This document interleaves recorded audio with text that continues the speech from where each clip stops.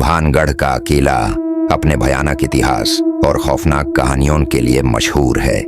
कहते हैं 16वीं शताब्दी में यहाँ महाराजा संग्राम सिंह का राज्य था और उसी किले में उनकी एक खूबसूरत पर रहस्यमयी बेटी राजकुमारी रत्नावती रहती थी। उसकी सुंदरता की चर्चा दूर दूर तक फैली हुई थी और कई राजा महाराजा उससे शादी का सपना देखते थे, मगर उसके हुस्न के साथ साथ उसका गुस्सा भी मशहूर था। एक दिन एक ताकतवर तांत्रिक सिंघिया राजकुमारी पर मोहित हो गया। उसके दिल में वासना का जहर भर गया था।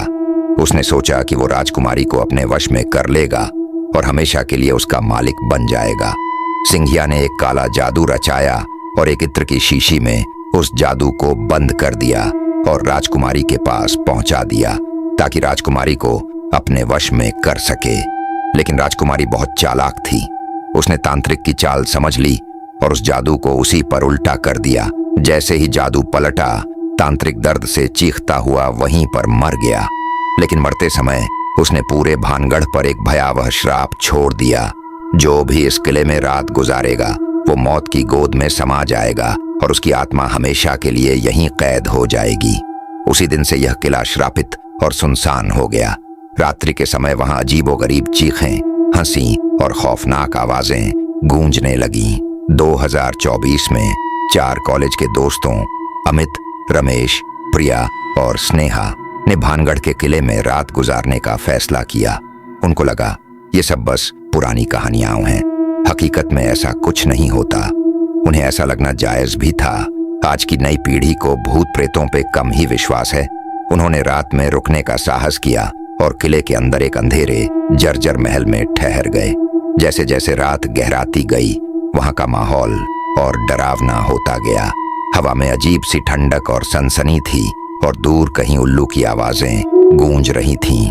रात के ठीक 12 बजे उन्होंने महसूस किया कि कोई उनके आसपास है। प्रिया ने महसूस किया कि उसके कंधे पर किसी ने हाथ रखा, मगर पलटने पर वहां कोई नहीं था।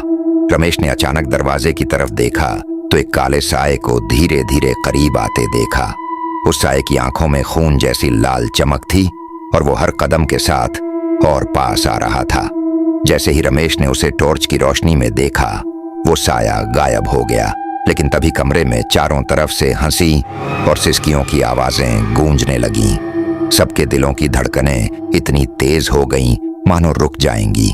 अचानक कमरे की दीवारों से खून टपकने लगा और दीवारों पर खुरचने के निशान उभरने लगे, जैसे किसी ने अपने नाखूनों से दीवारों को नोचा हो। और तभी उन्होंने राजकुमारी रत्नावती का चेहरा देखा, जो अजीबोगरीब तरीके से मुस्कुरा रही थी।